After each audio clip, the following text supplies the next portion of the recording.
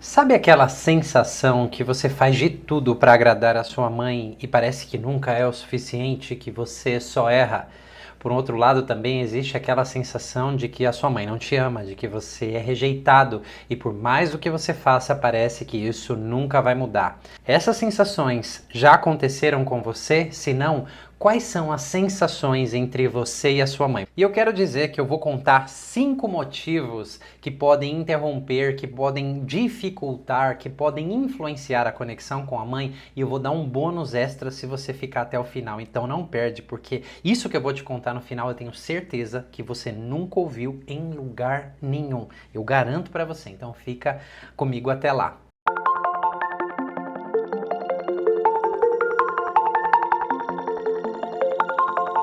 Bom, deixa eu me apresentar rapidinho antes. Eu sou Manuel Augusto, sou fundador do Núcleo Terapêutico Sinapse, sou criador da vivência pré e perinatal, da formação de curas pré e perinatais e desenvolvedor da metodologia MIRI. Antes de eu começar a ir para todos esses tópicos, esses motivos, eu preciso te contextualizar do campo que nós iremos falar. Sim, será sobre o início da vida. Engana-se aquele que pensa que o início da nossa vida é depois do nascimento, é ali com um aninho de idade e daí para frente.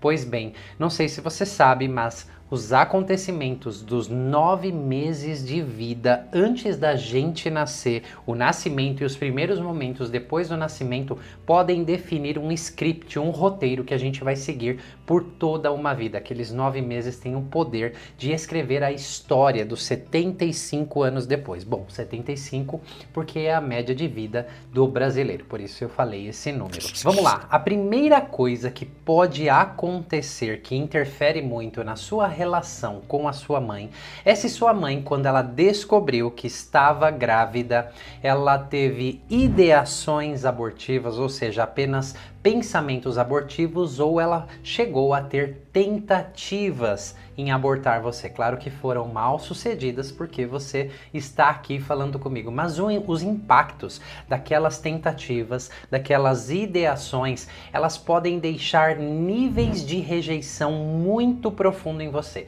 Então, é como se nós, enquanto estivéssemos crescendo ali dentro do útero, que é a nossa primeira sala de aula sobre a vida, a primeira matéria que você entra em contato ali é que você não é bem-vindo, que a sua mãe, ela não quer você aqui. Bom, não se trata muito de você, ela não queria uma gravidez, de repente porque foi apenas uma noite que ela passou com seu pai, porque ela estava em um momento difícil com seu pai, porque já tinham outros filhos, porque ela estava num momento de vida, por exemplo, estudando, estava num caminho, e uma gravidez naquele momento não era algo esperado, muito menos planejado, e ela realmente, essas tentativas e pensamentos abortivos, não se trata da pessoa, mas se relaciona na maioria das vezes sobre a situação na qual a mãe se encontra. Porém, aquele bebê crescendo ali dentro, geralmente quando a mãe descobre que está grávida, olha que interessante, é no momento que o coração começa a se desenvolver, está no seu período crítico de desenvolvimento, lá dando as suas primeiras contrações, e essas impressões podem ficar marcadas muito profundamente, inclusive nas nossas células, que vão se refletir lá na frente com aquelas sensações de parecer que a mãe não ama você, que tudo que você faz você não consegue agradá-la, que você tenta conquistar o amor dela a todo custo. Às vezes isso é uma fixação traumática querendo resolver aquela sensação inicial, e você passa uma vida nesse looping. Tá? Então esse é um motivo. O segundo motivo pelo qual pode interromper a conexão, dificultar a conexão com a sua mãe, é o seguinte: a perda de um irmão gêmeo. Como assim, Manuel? O que isso quer dizer? Bom, eu não sei se você sabe, mas as pesquisas recentes, elas apontam que é mais raro a gestação se iniciar de forma singular do que de forma múltipla, ou seja, gemelar. Quando eu falo de gestação, né, eu estou falando do período antes. A mãe pode ovular, na maioria das vezes, na verdade, a mulher ovula mais de um óvulo, que são fecundados, e muitos desses embriões se formando, muitos deles se perdem, morrem antes mesmo da implantação ou logo depois da implantação, ou seja, antes mesmo da mãe descobrir que estava grávida. Então, por isso, né, não se trata apenas de você ter gêmeos na família, mas isso é uma condição bastante normal e as pesquisas recentes mostram aí que isso pode chegar a 80% das pessoas. É muita gente. That's a lot of people. E os impactos disso, porque se você conhece gêmeos, por exemplo, você sabe que a conexão deles é uma conexão muito íntima, muito próxima. Alguns até como quase se comunicam telepaticamente, né? Então, se você não conhece, quando você conhecer, você vai saber do que eu tô falando. Eles se entendem num nível que outros que não são gêmeos não é aquela conexão. Por que eu estou falando isso? Porque se a conexão é tão grande assim, a perda, ainda que seja lá naqueles momentos iniciais, na verdade é principalmente por ser nos momentos iniciais de vida, também deixam marcas, deixam imprints em todo o nosso ser e nós vamos carregar isso para frente. Então, se eu perdi essa conexão e a conexão com o irmão se dá antes da conexão com a mãe, ok? Então imagine o seguinte, você tem uma tela HD, uma tela 4K, vamos supor assim, e aquela imagem nítida, aquela imagem maravilhosa. Uma pessoa que perdeu um irmão gêmeo e vai se conectar com a mãe, porque é a próxima conexão que acontece, é uma imagem embaçada, é uma imagem que ela tem aquele chiado, por quê? É uma imagem corrompida, porque essa conexão ela não é limpa, já aconteceu uma conexão antes que foi com o irmão e uma perda, então essa perda ela vai influenciar a nova conexão, ou com medo de perder, ou criando algum tipo de afastamento, ou até mesmo uma projeção exacerbada na mãe, que depois do nascimento e ao longo da vida, pode também ser uma cobrança que a mãe não ama o filho o suficiente, porque é projetado na mãe aquele amor do irmão, da irmã que se perdeu. Então, eu, por exemplo, sou um gêmeo sobrevivente, ter mudado aquele, né, que não iniciou a jornada aí com uma gravidez singular, então tinha alguém comigo, tá? Que eu perdi ali no momento da implantação, parece bizarro, mas a gente tem como recuperar essas memórias. Inclusive detalhes delas e mais do que isso, como isso influencia a nossa vida, podendo assim a gente transformar muitos comportamentos. Fecha aspas aqui, tá? Mas eu sendo um gêmeo sobrevivente, essa transferência eu passei para minha mãe, que pagou o pato muitas vezes, porque a sensação era como se, isso é inconsciente, tá? Ela tivesse que me nutrir, ela tivesse que me amar como aquela irmã. Então existe um ruído nessa comunicação. Isso pode interromper bastante a comunicação com a mãe. Terceiro motivo que pode ocasionar aí uma conexão bastante deturpada com a mãe é a síndrome fetoterapeuta. Sei que acabei de falar um palavrão aqui que você não entendeu porcaria nenhuma, tá? Mas é um termo cunhado por William Emerson, que é considerado o pai fundador do campo da psicologia pré e perinatal, e o nome já diz, é um feto crescendo dentro da barriga da mãe que se torna terapeuta da mesma.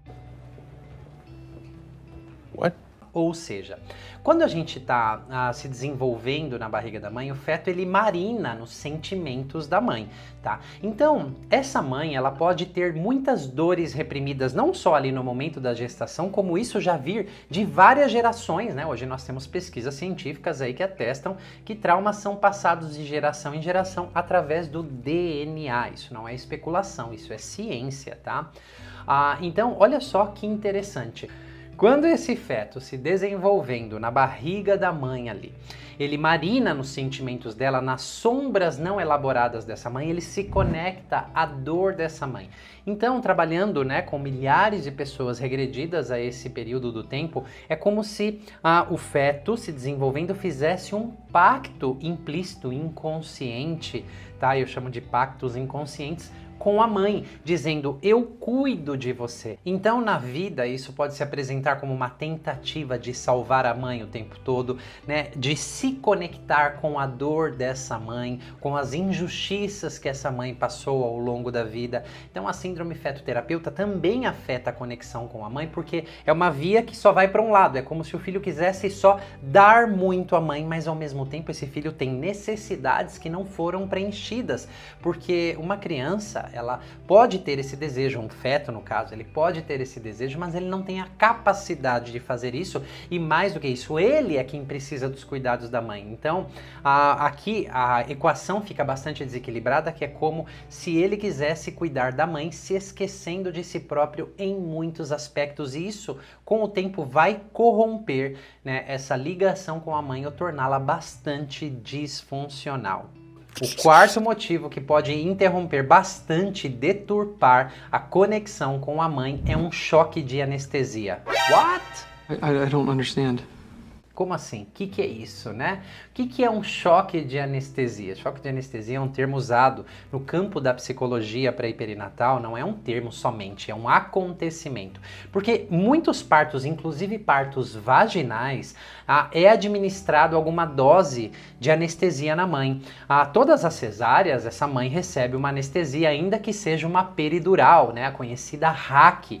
Então, se isso já anestesia o sistema da mãe parcialmente, imagina que a placenta não filtra isso e também chega até o bebê com seu corpinho muito menos capacitado, muito mais frágil, muito mais sensível, e isso também acomete o bebê. Eu tive sim um choque de anestesia, nasci de cesárea, isso deturpou um pouco o relacionamento com a minha mãe, mas as causas elas podem se espalhar para outras áreas da vida, mas um choque de anestesia, eu já trabalhei dezenas e dezenas de pessoas com isso, é como se o sistema biológico, a gente está falando de biologia, esse sistema biológico de conexão com a mãe, você já viu, né, que quando o bebê nasce ali, ele precisa ser entregue para a mãe, nem sempre fazem isso, olhar nos olhos da mãe, ser acolhido pela mãe, então isso cria uma conexão. Mas ainda que esse bebê seja entregue para a mãe, ele olhe na mãe, esse sistema biológico está anestesiado,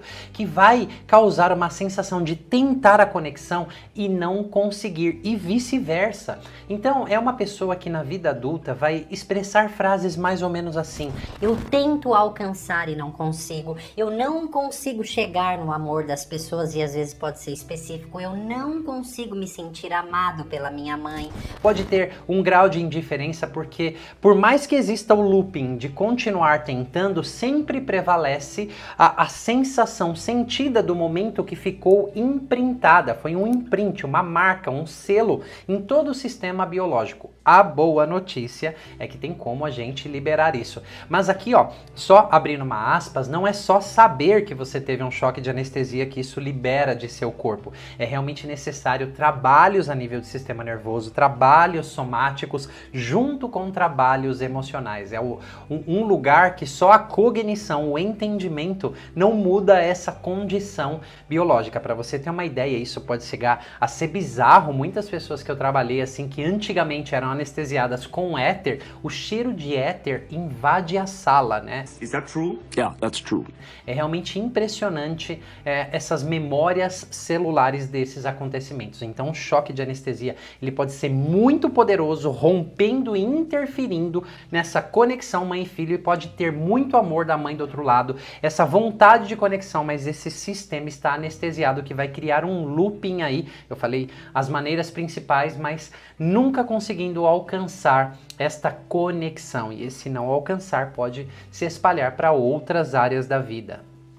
O quinto motivo que pode interromper bastante a conexão mãe e filho é a mãe ter uma depressão pós-parto. Vários estudos e pesquisas já foram feitas, né, com bebês. Vou te dar um exemplo bem rápido. Colocando bebês na frente de suas mães, bebês ali de 1 ano ou até mesmo de alguns meses, e essa mãe interagindo com o bebê, conectada emocionalmente, porque nessa conexão o córtex pré-frontal do bebê, ele vai se coordenando e amadurecendo junto com aquela comunicação com a mãe, através de gestos, sons, expressões faciais.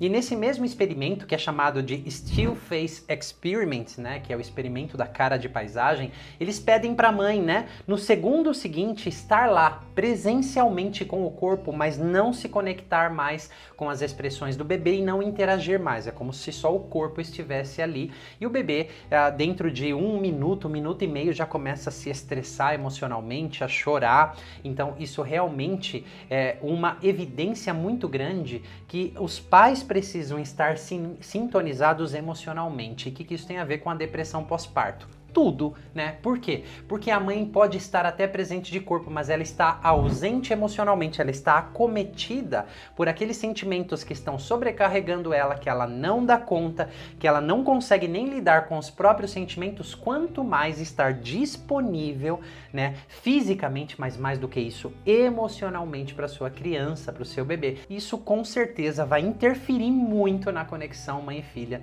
gerando padrões disfuncionais futuros bastante interessante, não é verdade? Absolutely.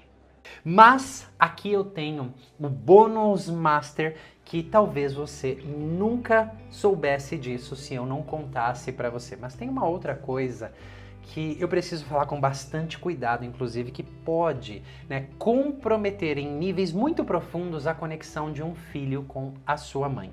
Então, por exemplo, se essa mãe tem um luto não elaborado, e acredite, para as pessoas terem lutos não elaborados é muito mais simples do que elaborar lutos, porque é muito mais fácil falar, já passou, já esqueci, do que de fato ter atravessado, né, essa perda, seja ela qual for, de uma maneira mais profunda. Então, por dissociação, muitas pessoas tendem a se afastar da dor e confundem isso, né, que aquilo está elaborado, como nas palavras de muito está resolvido. Então, se uma mãe tem um luto não elaborado, isso interfere na conexão de seu filho com ela, mas não é só isso. Por exemplo, e esse é um assunto delicado, ok?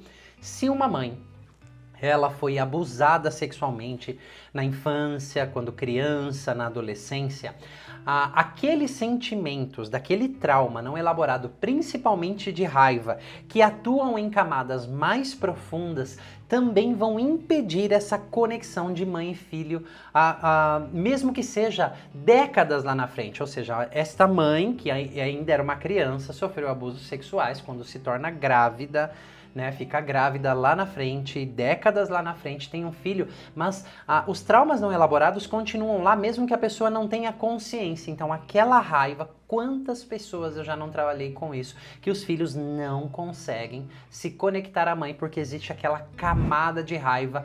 Em muitos casos, né, esse filho começa a expressar comportamentos raivosos, né, porque o bebê ele é muito sensível a todas essas coisas, por mais que não seja expresso.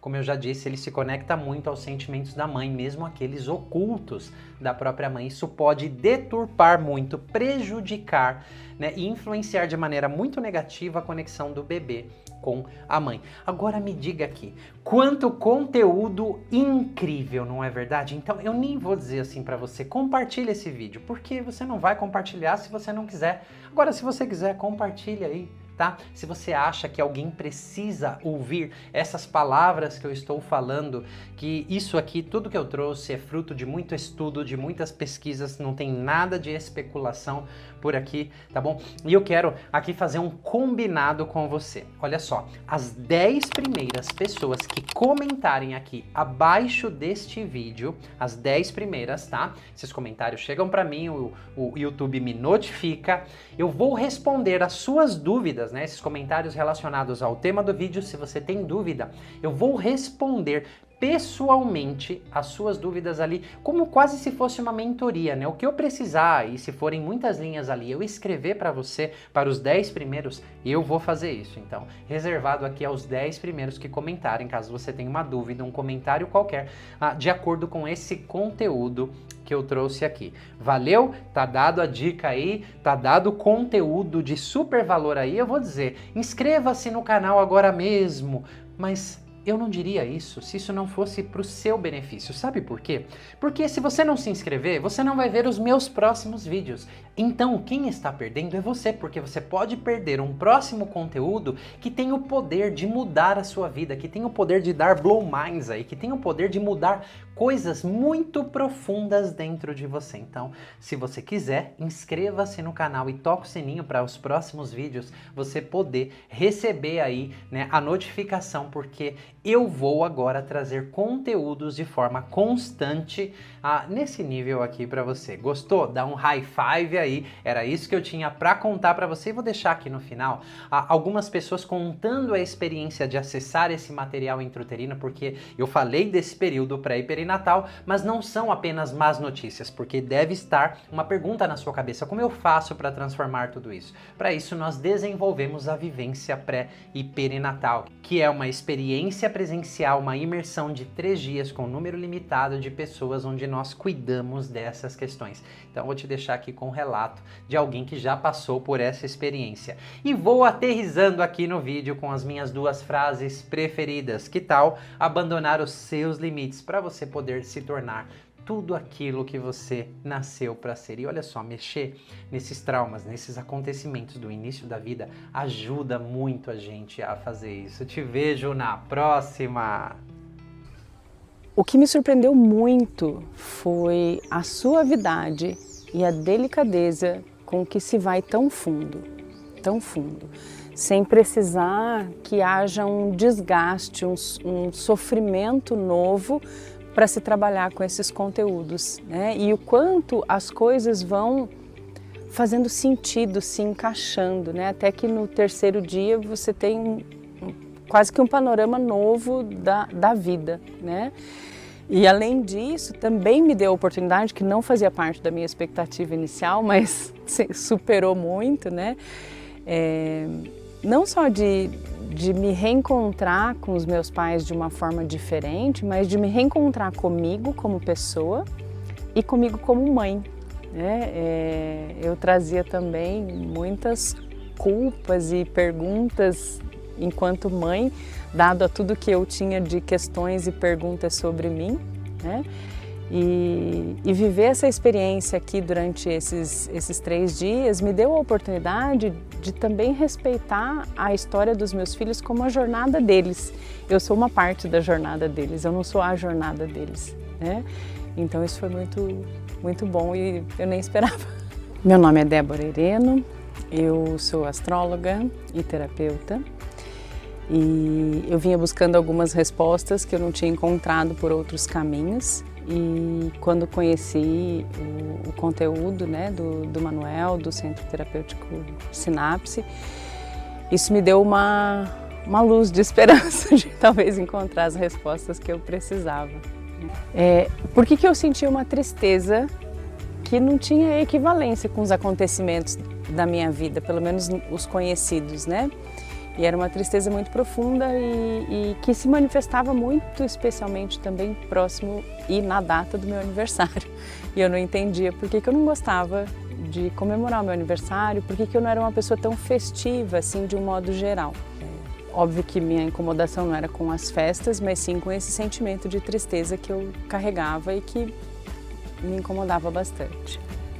Muito impactante o processo, né? Porque eu já sabia por outros trabalhos de que eu vinha de uma gestação gemelar, né? Mas foi muito rico poder encontrar isso dentro do caminho de concepção e nascimento e os impactos reais que isso causa, para além de uma informação cognitiva, de me entender como alguém que tinha uma gêmea, um gêmeo no útero e pronto, né? Então foi muito impactante poder encontrar com essa informação muito mais a partir das minhas sensações, poder dar uma nova direção para isso, um novo significado. Mas antes de dar um novo significado, experimentar a emoção real que essa informação trazia, que até então era só uma informação e por isso que essa tristeza não saía. É muito, muito forte isso nesse trabalho que é feito aqui, como ele é conduzido, porque não é para a gente se fixar na informação, é para a gente viver as sensações e aí isso sim volta para a gente com uma nova informação muito mais qualificada, né? Porque a gente saber que a gente cria filhos para o mundo, que os filhos não são nossos, é uma informação, mas como eu saio desse lugar e deixo eles com a vida deles, né? Então passar por toda essa experiência comigo, com minha mãe, com meu pai, dentro da minha jornada, me deu a oportunidade também de me separar um tanto da jornada deles, né? Porque tem tanta coisa na minha jornada que não diz respeito ao meu pai e minha mãe, né? E com certeza deles é a mesma coisa. Eu acho que a maior diferença, a mais significativa, foi realmente encontrar conteúdos de tamanha profundidade com muito muito respeito, com muita leveza, onde mais do que me encher de informações ou direcionamentos, foi aberto um espaço para que aquilo pudesse emergir e ser sentido. E isso é muito mais valioso do que sair daqui com uma série de conceitos e entendimentos, né? Porque eu realmente saio leve no corpo e isso não tem como explicar em palavras, mas é muito mais valioso do que me sentir leve nas palavras. Ter a oportunidade de entender que alguns scripts que eu segui durante 49 anos podem ser reescritos, mudados, não por força de uma informação, mas por força de uma compreensão muito profunda. Eu acho que é uma oportunidade que todo mundo devia aproveitar, porque eu consigo, nossa, só rápido aqui pensar em quantas coisas eu deixei de fazer, eu poderia ter feito de forma diferente se eu não estivesse seguindo esse script inconsciente, esse script que eu não sabia de onde vinha e que agora eu sei. Ele não deixa de fazer parte de mim, né? Mas agora eu tenho a oportunidade de fazer novas escolhas e não só seguir esse script que determinava os caminhos.